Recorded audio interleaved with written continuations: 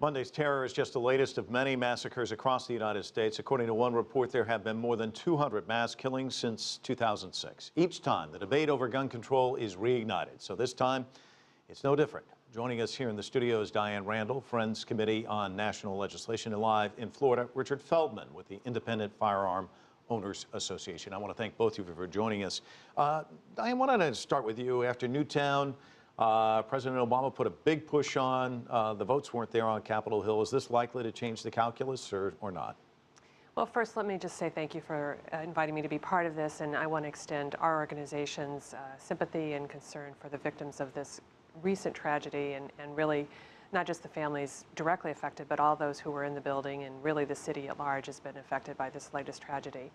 With regard to whether this changes the calculus on Capitol Hill or in state legislatures, it's too early to know that. But I think the accumulation of these recent and increasingly shocking tragedies that have happened across our country will continue to wake people up to just ask, why is this happening? And what are the common sense solutions that we could put in place?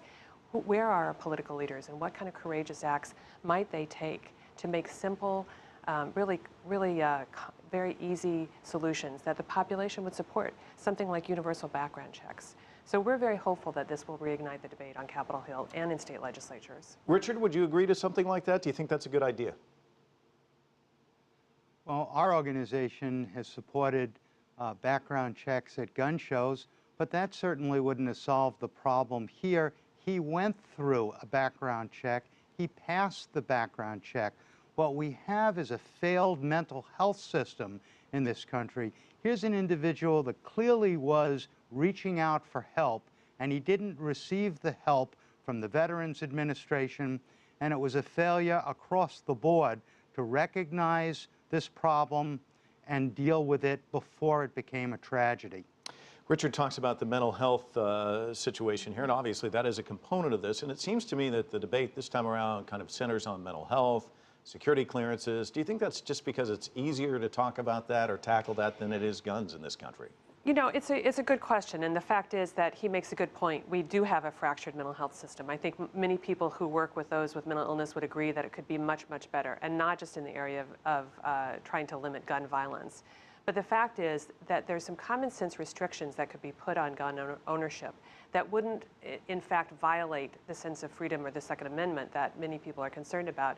I think people just want to see some positive steps, and we can't legislate to solve every single problem, but we can legislate to try to limit the widespread and the sort of massive amounts of guns that are in our society. And I think people would support that, because I think there's a sense that without universal background checks, without sort of the opportunity to try to ban assault weapons, that we're going to continue to see these. And I actually think that trying to create legislation around a specific incident is not the way to go. I think it's to try to change the culture. And legislation is one part of that.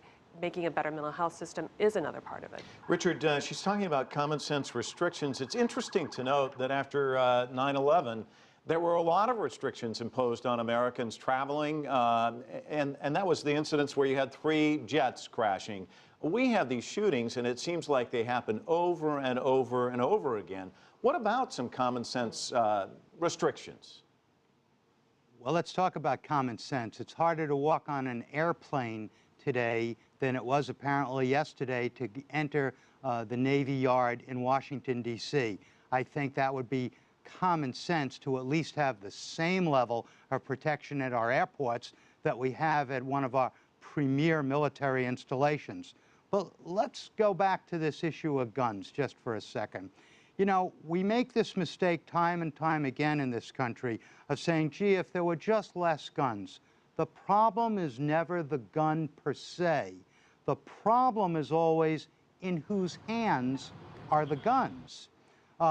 We can have hundreds of millions more guns, and if they're owned by people who aren't committing crimes and aren't dangerously mentally disturbed, there's going to be no increase in violence or problems, but a very Richard, small Richard, number let me of just people interrupt for just a commit minute, all Richard. the I just have to problem. ask you then, so what kind of restrictions could be in place? I mean, are there steps to prevent people like this from getting guns? They shouldn't have guns in their hands. And it's not just a mental health issue, it's an issue of them being able to get access to guns, isn't it?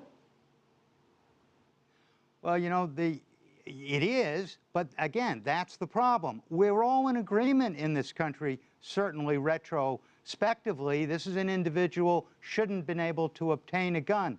But how exactly would that work? He wasn't convicted of any crime, and I have heard today suggestions that people who've been arrested should perhaps not be able to get guns. Well, anyone can be arrested in this country. The issue isn't whether you're arrested, the issue is whether you're convicted of the crime. Similarly, for mental health issues, we don't say, gee, if you're seeing a psychologist or a psychiatrist, maybe you should have a restriction on your Second Amendment firearm civil liberties. We say only when you've been adjudicated as being a problem. Now, we need to take another look at that issue, and that's worthy. Well, but it's never Richard, as simple or common sense as being suggested. Well, it's complicated Richard, and it's nuanced. I'm sorry, I'm going to have to cut you off because we've run out of time.